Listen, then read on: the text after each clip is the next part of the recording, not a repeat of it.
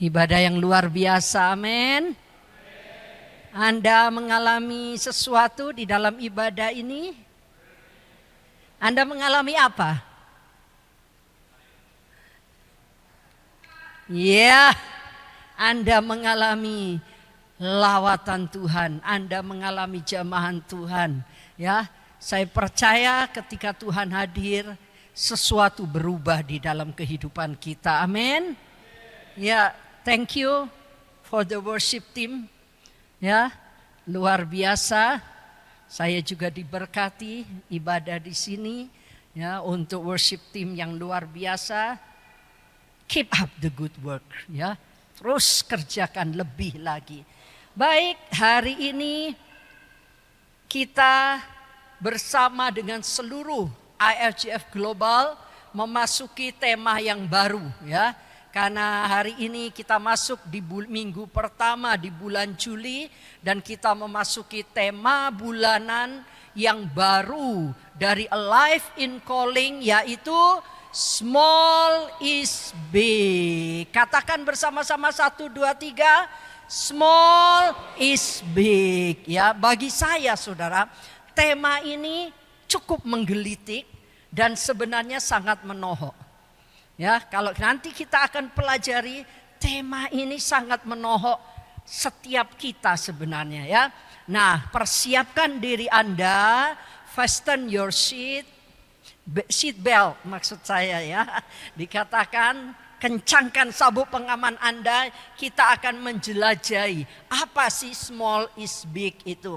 Small is big itu sama dengan sesuatu yang kecil tapi punya potensi yang besar ya. Punya potensi untuk menjadi hal-hal yang besar. Atau bisa dikatakan sesuatu yang kecil yang dilakukan itu membawa dampak yang besar. Baik yang secara negatif tetapi bisa juga secara positif. Karena itu melalui tema ini setiap kita diajar, diperingati, diingatkan supaya kita tidak meremehkan hal-hal yang kecil. Seringkali kita selalu nganggap ya kacili, kacang-kacang, peristiwa kecil, masalah kecil, not big deal dikatakan gitu. Bukan hal yang besar, biasalah, biasa Jo itu ya. Tapi saudara, hari ini kita belajar small is big. Dan subtema dari minggu ini adalah the cost, harga yang dibayar. Nah saudara, kehidupan di dunia ini itu tidak akan lepas yang namanya hukum sebab akibat.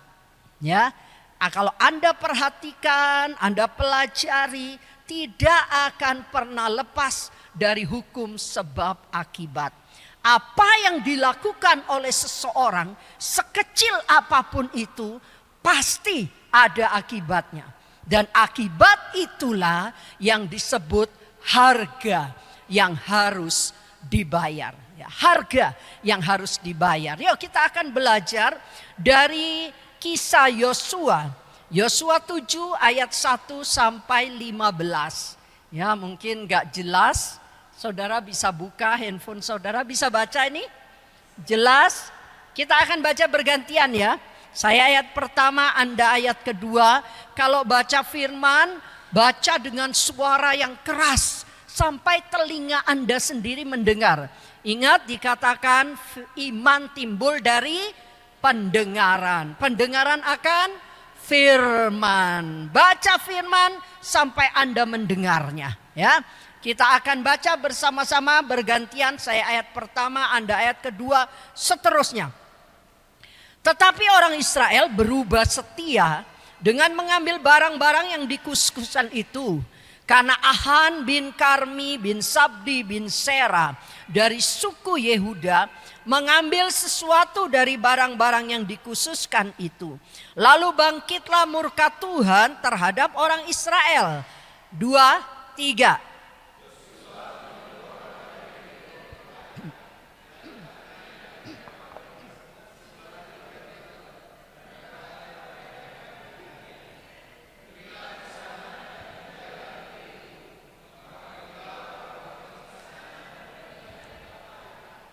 Kemudian kembalilah mereka kepada Yosua dan berkata kepadanya, tidak usah seluruh bangsa itu pergi. Biarlah hanya kira-kira 2 atau 3.000 orang pergi untuk menggempur air itu. Janganlah kau susahkan seluruh bangsa itu dengan berjalan ke sana, sebab orang-orang di sana sedikit saja. Ya.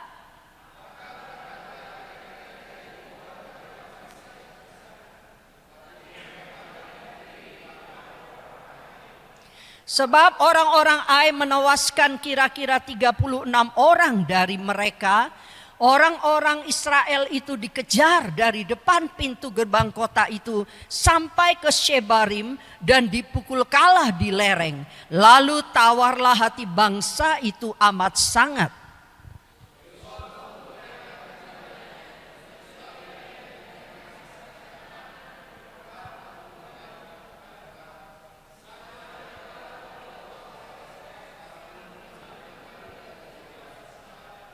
Dan berkatalah Yosua, Tuhanku Allah, mengapa engkau menyuruh bangsa ini menyeberangi sungai Yordan, supaya kami diserahkan kepada orang Amori untuk dibinasakan?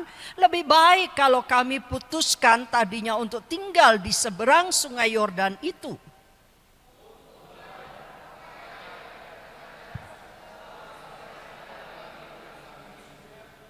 Apabila hal itu terdengar oleh orang Kanaan dan seluruh penduduk negeri ini, maka mereka akan mengepung kami dan melenyapkan nama kami dari bumi ini. Dan apakah yang akan kau lakukan untuk memulihkan namamu yang besar itu?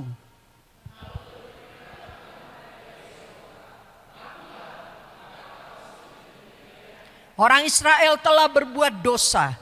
Mereka melanggar perjanjianku yang kuperintahkan kepada mereka.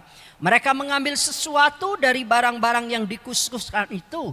Mereka mencurinya, mereka menyembunyikannya, dan mereka menaruhnya di antara barang-barangnya.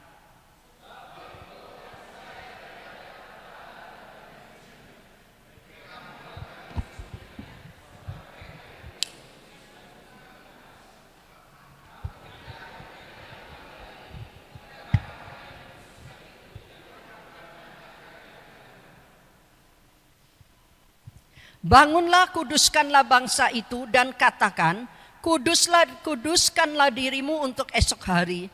Sebab demikianlah firman Tuhan Allah Israel. Hai orang Israel, ada barang-barang yang dikhususkan di tengah-tengahmu. Kamu tidak akan dapat bertahan menghadapi musuhmu sebelum barang-barang yang dikhususkan itu kamu jauhkan dari tengah-tengah kamu. Ayat 14.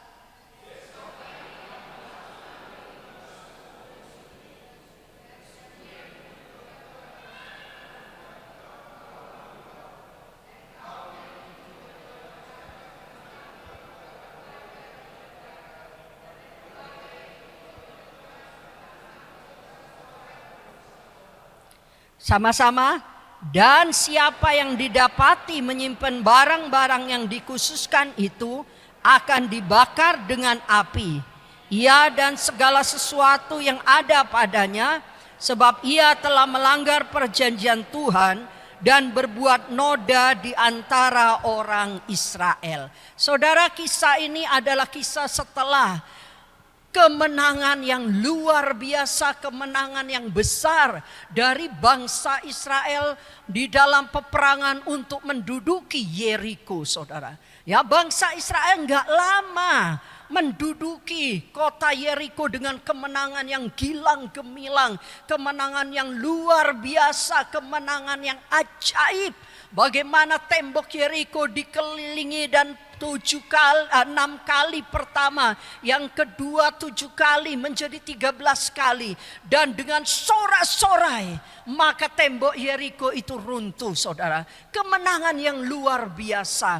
Saudara tahu tembok Yeriko ini dikatakan adalah tembok kota Yeriko ini adalah kota yang terbesar dan terkuat, dan merupakan pintu gerbang untuk bangsa Israel untuk menguasai, menduduki tanah perjanjian, tanah mana yang dijanjikan oleh Tuhan, yaitu negeri yang berlimpah susu dan madunya, yaitu tanah Kanaan. Dan dimulai dari pintu gerbangnya adalah kota Yeriko. Dan di dalam peperangan, bangsa Israel dengan sangat mudah mengalahkan Yeriko, saudara.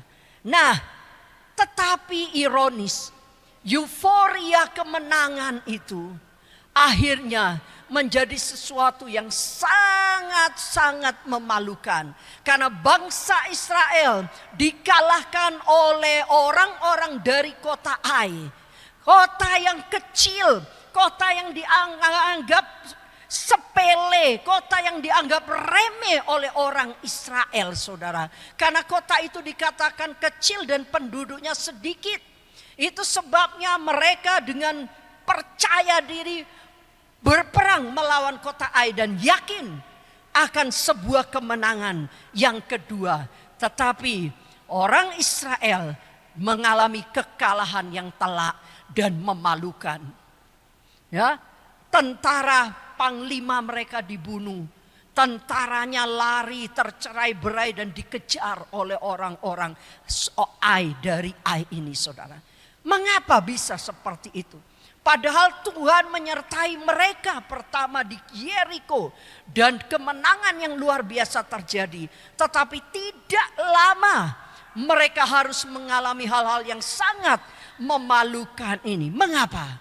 Di dalam ayat-ayat yang kita baca, karena ada dosa yang mungkin dianggap kecil, yaitu Achan mencuri barang-barang yang seharusnya dikhususkan bagi Tuhan, yang mungkin bagi Achan dianggap ya itu cuma hal kecil, dosa kecil. Tahukah saudara, barang-barang yang diambil Achan dibandingkan dengan kekayaan yang ada di kota Ai secara keseluruhan itu tidak ada artinya sebenarnya.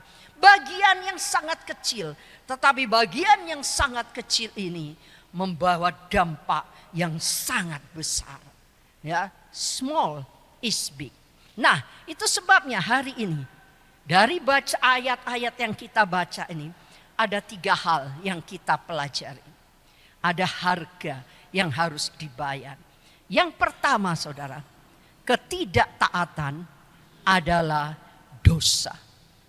Ya, ketidaktaatan itu adalah dosa. Nah, dosa di dalam bahasa aslinya adalah hamartia, yang artinya melenceng atau meleset dari sasaran. Nah, kalau Anda perhatikan ini kalau dikatakan kalau kemiringan untuk menembakkan sesuatu di garis lurus, targetnya itu sebenarnya lurus.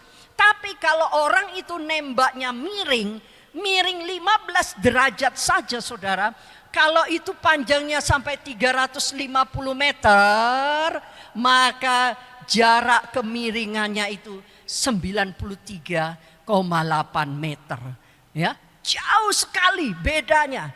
Kalau miring 15 derajat. Kalau misalnya cuma dibuat 1 derajat, saudara. 1 derajat dikatakan ketika sampai ke targetnya 350 meter, maka jarak kemiringannya itu 6,1. Jadi sesuatu yang miring, melenceng itu kalau dibiarkan tidak segera diluruskan kembali, makin lama, makin jauh akan semakin besar jaraknya. Ya, nah itulah dosa seperti itu. Ketidaktaatan itu adalah dosa. Apa sih ketidaktaatan itu?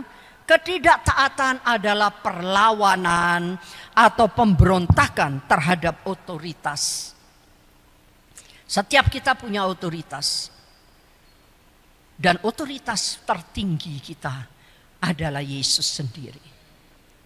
Jadi kita itu punya otoritas demi otoritas. Ketidaktaatan itu sama dengan perlawanan dan pemberontakan terhadap otoritas. Membangkang atau tidak tunduk pada perintah.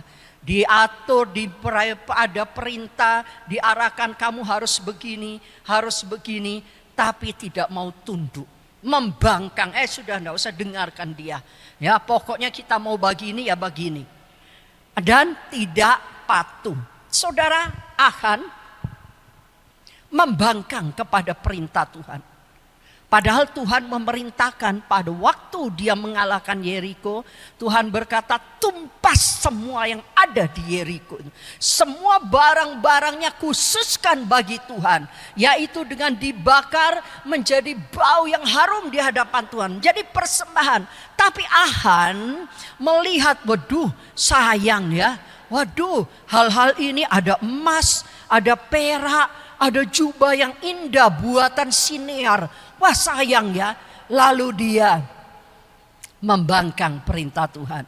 Dia mengambil barang-barang itu, mencuri dan menyembunyikan di kemahnya. Dan saudara, tahukah Anda, dosa Achan dianggap oleh Tuhan sebagai dosa dari bangsa Israel. Kalau Anda baca, Tuhan gak bilang dia, tapi mereka.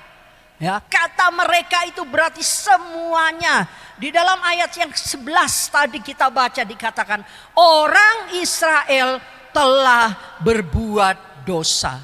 Tuhan gak bilang satu orang dari orang Israel, atau laki-laki dari orang Israel itu. Tapi Tuhan berkata orang Israel. Artinya Tuhan memperhitungkan dosa Achan ini sebagai dosa bangsa Israel. Saudara, Achan ini hanya satu orang yang merupakan bagian kecil dari jutaan orang Israel. Tetapi dosa ketidaktaatan Achan satu orang ini membawa dampak yang besar bagi seluruh orang Israel. Small is big. Ya, hal yang kecil membawa hal-hal yang besar. Dan saya mau katakan ketaatan kepada perintah dan firman Tuhan itu bukan sebuah opsi, bukan sebuah pilihan. Ingat, ketaatan kepada Tuhan itu bukan sebuah opsi atau pilihan. Oh, saya boleh pilih, saya mau taat atau enggak. No, ketaatan kepada Tuhan itu adalah sebuah keharusan. Kalau Anda tulis kata taat, dari atas ke bawah taat, dari bawah ke atas Anda baca tetap taat, dari kiri ke kanan taat, dari kanan ke kiri itu taat. Artinya tidak ada manipulasi, tidak ada apapun yang bisa merubah kata taat itu. Dan ketaatan ini adalah sebuah keharusan bagi setiap orang yang menyebut dirinya umat Tuhan dan orang Kristen. Sebab apa, saudara? Sebab ketika kita tidak taat, itu dampaknya fatal, saudara. Ketika kita tidak taat, itu dampaknya besar. Yang pertama, kita tidak mempunyai kuasa atas musuh dan tantangan hidup. Di dalam ayat yang ke-7 12a, pasal 7 ayat 12a tadi dikatakan, sebab itu orang Israel tidak dapat bertahan menghadapi musuhnya.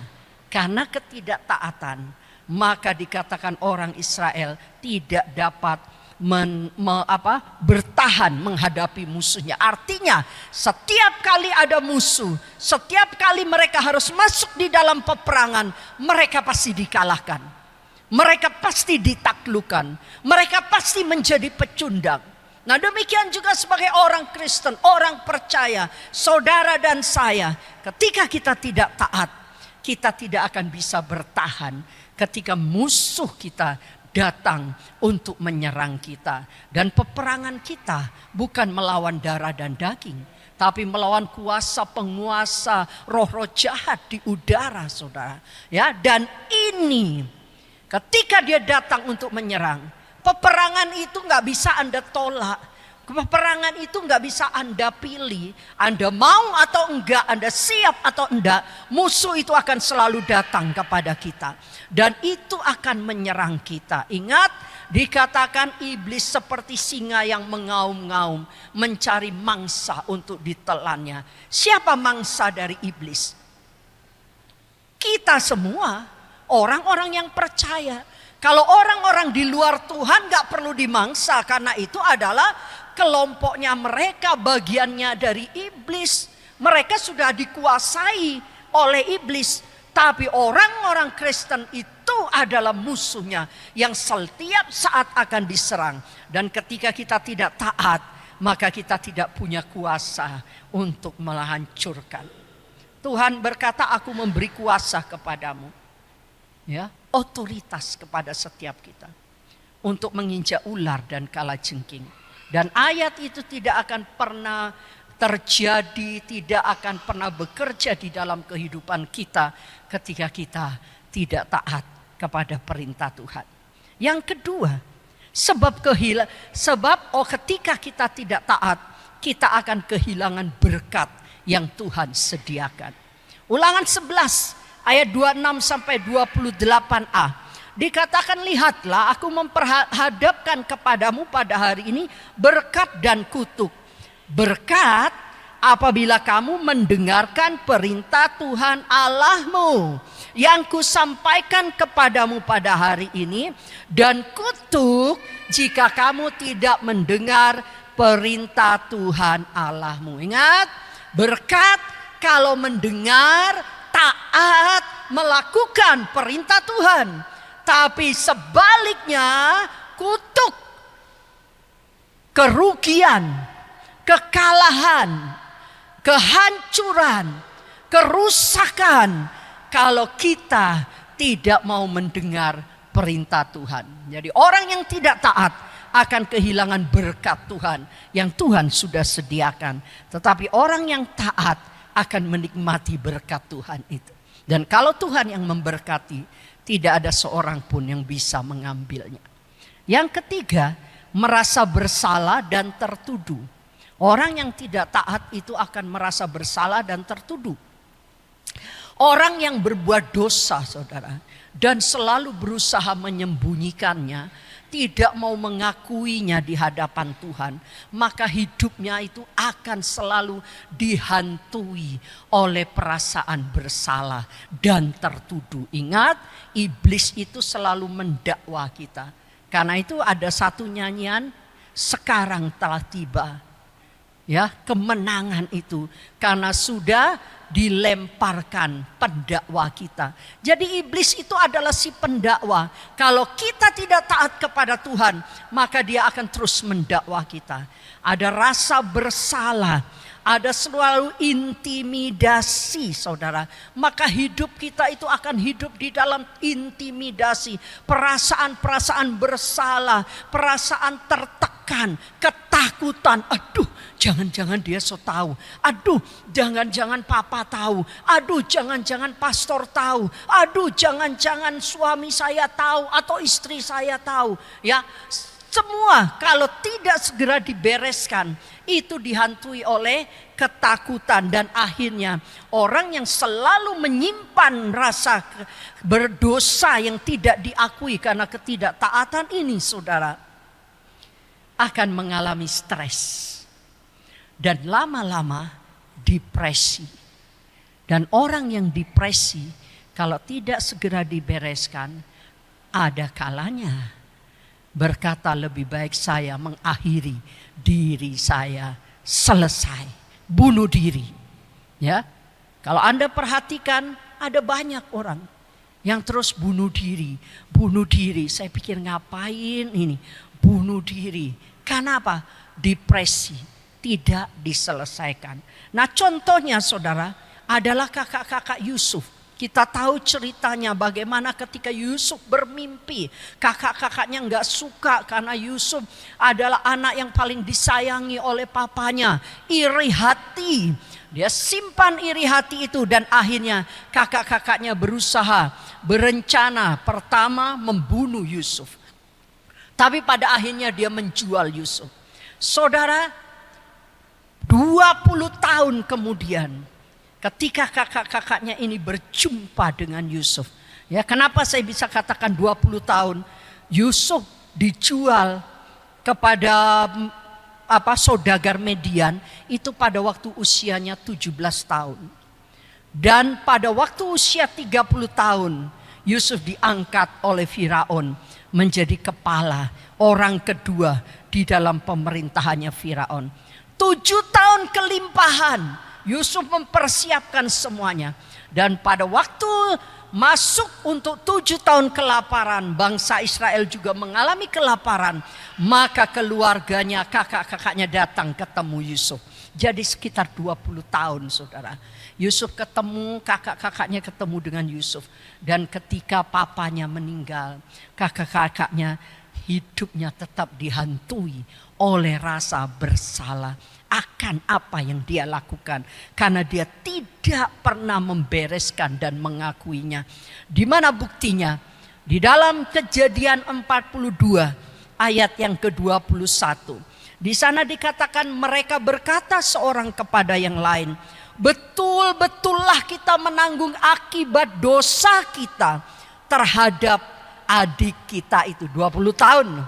Dia berkata betul-betul kita ini menanggung akibat dosa kita terhadap adik kita itu. Bukankah kita melihat bagaimana sesak hatinya ketika ia memohon belas kasihan kepada kita. Tetapi kita tidak mendengarkan permohonannya. Itu sebabnya kesesakan itu menimpa kita. Dosa yang tidak dibereskan, tidak diakui akan terus menghantui kita. Sehingga ketidaktaatan itu membuat kita merasa bersalah dan tertuduh. Yang selanjutnya, tidak ada jaminan penyertaan Tuhan dan kemenangan. Yosua 7 ayat yang ke-12b. Tuhan sendiri berkata, aku tidak akan menyertai kamu lagi. Wow. Kalau Tuhan berkata, aku tidak akan menyertai kamu lagi. Jika barang-barang yang dikhususkan itu tidak kamu punahkan dari tengah-tengahmu. Saudara, kalau Tuhan di pihak kita, siapa lawan kita?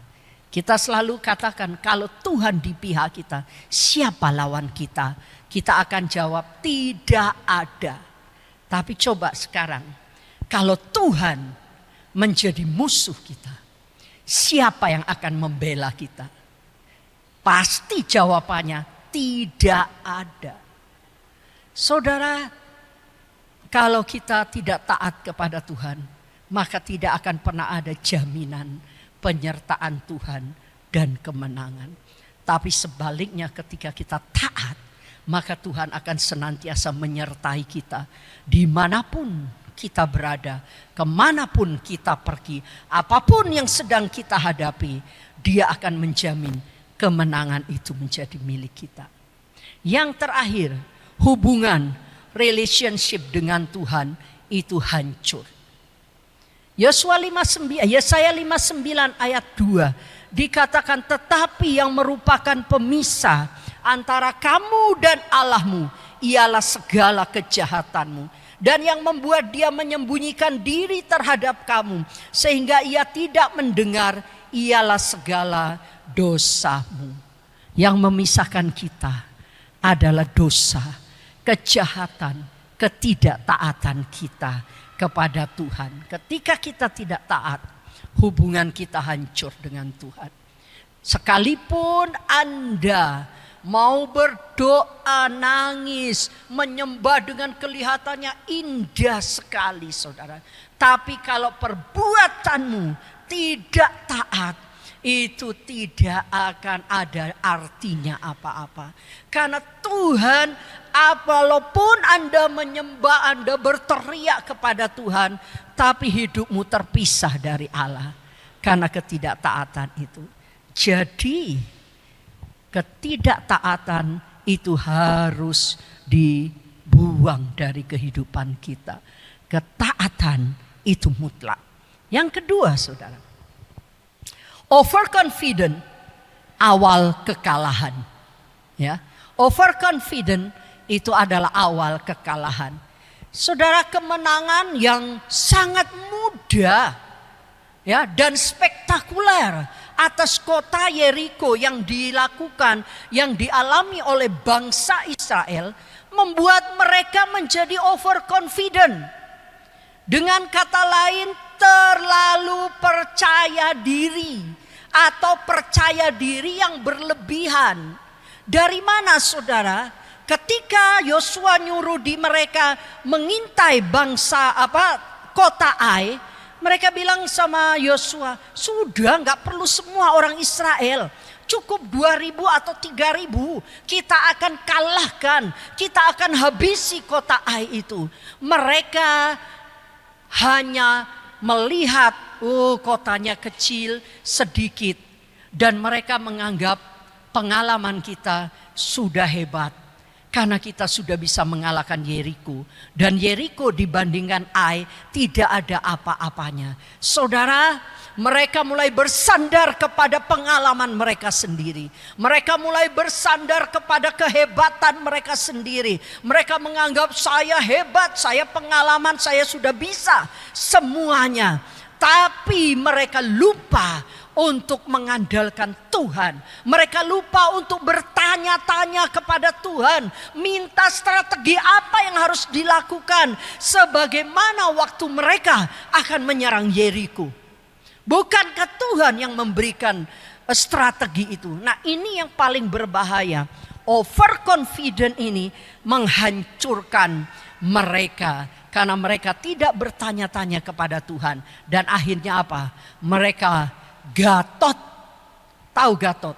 Gagal total. 36 perwira mereka, panglima mereka dibunuh. Bayangin kalau sudah panglimanya mati, maka tentaranya akan tercerai-berai. Mereka melarikan diri, dikejar oleh orang-orang Ai. Dan itu adalah kekalahan yang sangat-sangat memalukan dan membuat orang Israel tawar hati. Yosua 7 ayat 8 sampai 9. Itu sebabnya perkataan Yosua, oh Tuhan, apakah yang akan kukatakan setelah orang Israel lari membelakangi musuhnya, ya? Overconfident membuat mereka kalah. Saya mau katakan saudara, kesuksesan itu berpotensi untuk membuat kita menjadi sombong dan lengah. Karena kita sukses, akhirnya kita merasa, oh itu karena saya. Oh itu karena kekuatan saya. Oh itu karena hikmat saya. Oh itu karena kepintaran saya. Oh semua keberhasilan itu merupakan pencapaian kita. Nah ini kesuksesan itu berpotensi. Bukan langsung membuat Anda, tapi berpotensi untuk membuat kita menjadi sombong dan lengah saudara. Sehingga kita menganggap itu kecil, itu masalah sepele. Pokoknya pengalaman saya bisa ngerjakan. Gak perlu tanya-tanya Tuhan. Ingat pepatah berkata, proud comes before fall. Ya, kesombongan itu selalu datang sebelum kejatuhan atau kehancuran. Amsal 16 ayat 18 berkata, kecongkakan mendahului kehancuran dan tinggi hati mendahului kejatuhan. Di dalam Contemporary English Version dikatakan seperti ini, too much pride will destroy you. Terlalu banyak kesombongan, terlalu banyak keangkuhan, terlalu banyak merasa diri ini hebat, itu akan menghancurkan. Karena itu kalau kita berhasil di dalam hal apapun, di dalam pekerjaan, di dalam karir, di dalam studimu, bahkan di dalam pelayanan, di dalam bisnis saudara, jaga hati kita untuk tetap murni, untuk tetap bersih, dan untuk tetap rendah hati. Karena Tuhan itu benci kepada orang yang sombong. Amsal 4 ayat yang ke-23 berkata, jagalah hatimu dengan segala kewaspadaan.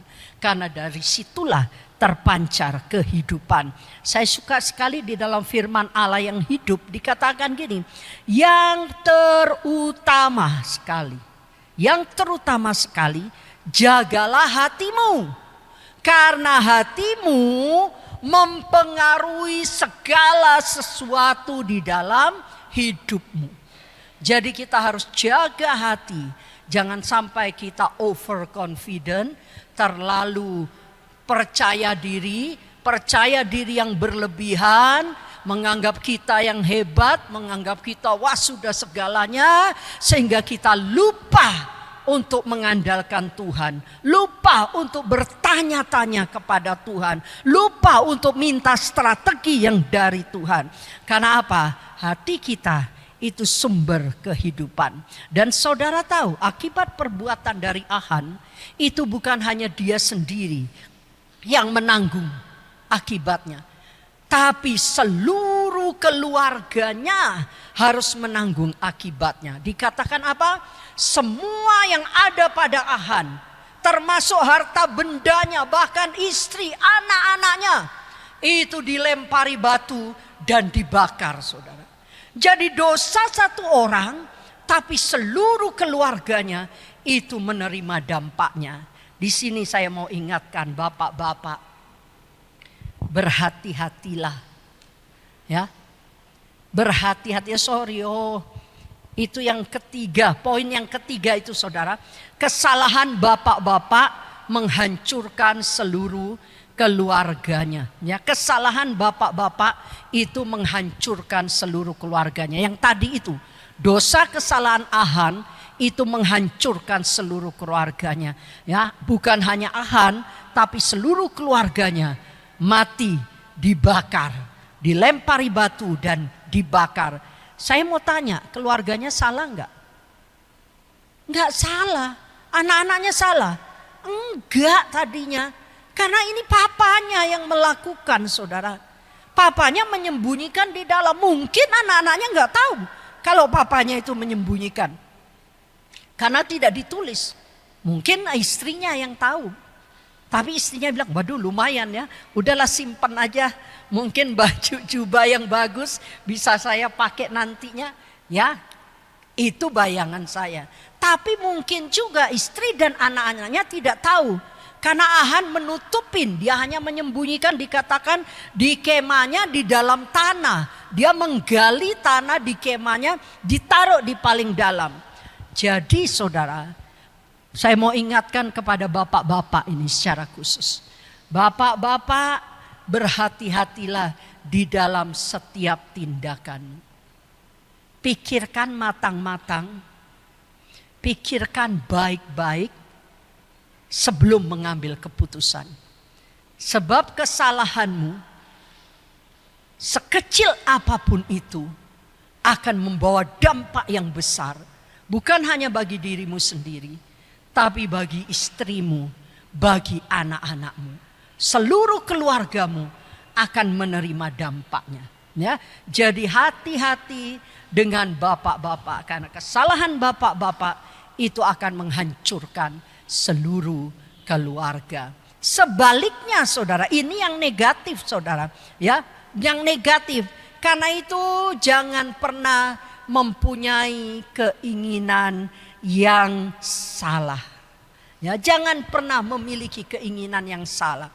Keinginan yang salah itu yaitu keinginan yang kuat terhadap sesuatu yang dilarang dan bukan menjadi milikmu.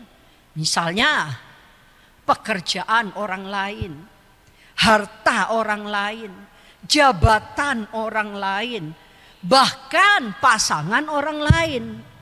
Kalau Anda perhatikan ada banyak orang, karena jabatan dia bisa melakukan banyak sekali kesalahan, melakukan apapun dengan berbagai macam cara untuk mendapatkan jabatan orang lain.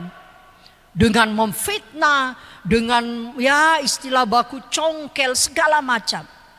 Ada juga orang yang pekerjaan orang lain karena dia sudah naik jabatan, diangkat pekerjaannya, dia iri, kenapa saya masih seperti ini, dengan berbagai trik, berbagai macam cara untuk mengambil posisinya. Ada juga yang mengingini istri orang lain atau suami orang lain. Dan saya perhatikan di Manado ini banyak sekali saudara. Banyak sekali saya selalu mendengar, wah ini dengan ini dengan itu dengan ini. Ya, mengingini. Dan saya katakan semakin orang itu menginginkan sesuatu, maka akan semakin dia berusaha untuk mendapatkannya. Dengan berbagai macam cara, bahkan menghalalkan segala cara. Dan tanpa dia sadari saudara, hal ini perlahan tetapi pasti akan menghancurkan dirinya dan menghancurkan keluarganya. Bahkan lingkungan orang-orang yang di sekitarnya. Itu sebabnya dikatakan, do not spoil what you have by desiring what you have not. Do not spoil what you have by desiring what you have not. Artinya, jangan saudara merusak apa yang Anda miliki dengan menginginkan apa yang tidak Anda miliki. Anda sudah punya pekerjaan yang baik. Anda sudah punya keluarga yang baik. Anda sudah punya pasangan yang baik. Tapi mau isi menginginkan pekerjaan orang lain. Menginginkan harta orang lain. Menginginkan pasangan orang lain. Dan Anda tahu itu akan menghancurkan keluargamu. Bukan hanya menghancurkan keluargamu, engkau juga akan menghancurkan masa depan anak-anakmu.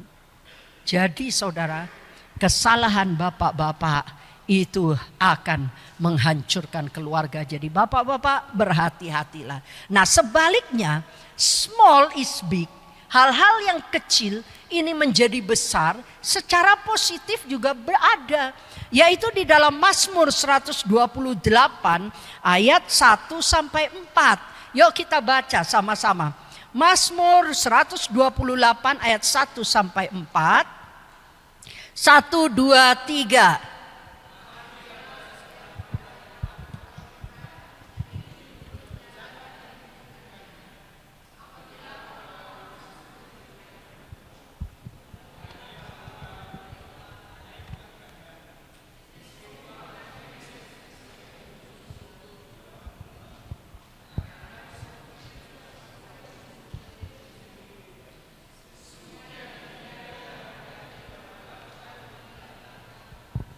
Amin.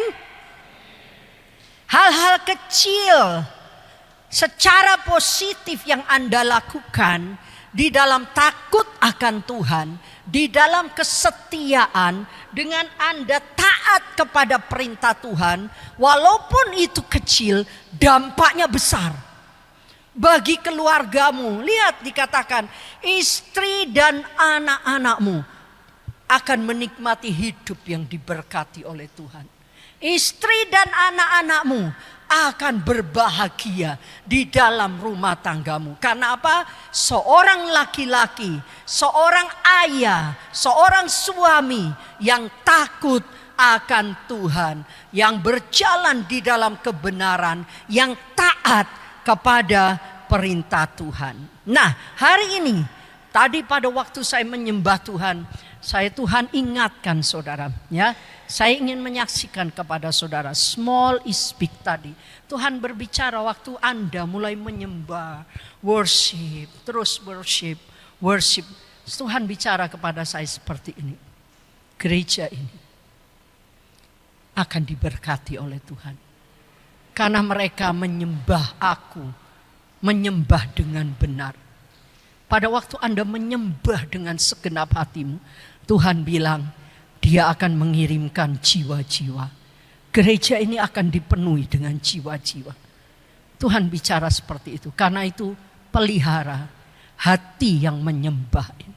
Dan yang kedua, Tuhan ingatkan kalau Anda sudah ada di gedung ini sudah bagus. Tapi masih ada yang kurang.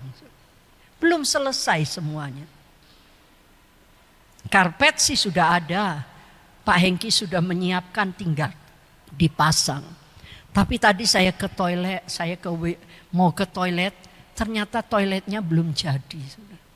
Belum ada yang di situ. Nah, Tuhan bicara pada saya, Anda semuanya itu harus punya beban, harus punya hati untuk pembangunan rumah Tuhan di sini. Bukan hanya bantuan dari luar, Tapi dia mau Anda juga terlibat di dalam pembangunan ini. Ya, Anda juga terlibat. Saya lihat di sini ada kotak pembangunan. Saya merindukan yuk setiap saudara doa sama Tuhan. Tuhan, berapa yang Engkau ingin saya berikan untuk membantu. Saudara, Tuhan tidak lihat jumlah uang sekecil apapun. Tapi ketika engkau memberikan, engkau terlibat di dalam pembangunan ini, saudara. Karena saya mau katakan, mungkin Anda memberikan hanya mungkin satu keramik. Atau Anda memberikan mungkin satu dinding. Tapi kalau tidak ada dinding yang Anda berikan itu, lobang. Kalau tidak ada satu keramik yang Anda berikan itu, tidak sempurna bangunan. Jadi hari ini saya mau menantang setiap saudara. Karena Tuhan bicara tadi waktu persembahan. Saya tidak persiapkan untuk ini, saudara. Tapi Tuhan bicara yuk. Tuhan mau semua jemaat IFGF Tondano terlibat di dalam pembangunan rumah Tuhan. Seberapapun yang engkau beri, itu sangat besar di hadapan Tuhan. Kecil mungkin jumlahnya bagi Anda, tapi itu besar bagi rumah Tuhan. Ingat, Anda membangun rumah Tuhan. Apapun yang Anda berikan, itu Anda membangun rumah Tuhan. Mungkin Anda kasihnya cuman saya punya 50.000, saya kasih 50.000. Tapi 50.000 itu bisa Anda juga berkata, rumah ini saya juga ikut terlibat di dalamnya. Rumah ini saya juga ikut membangun. Amin. Tuhan Yesus memberkati.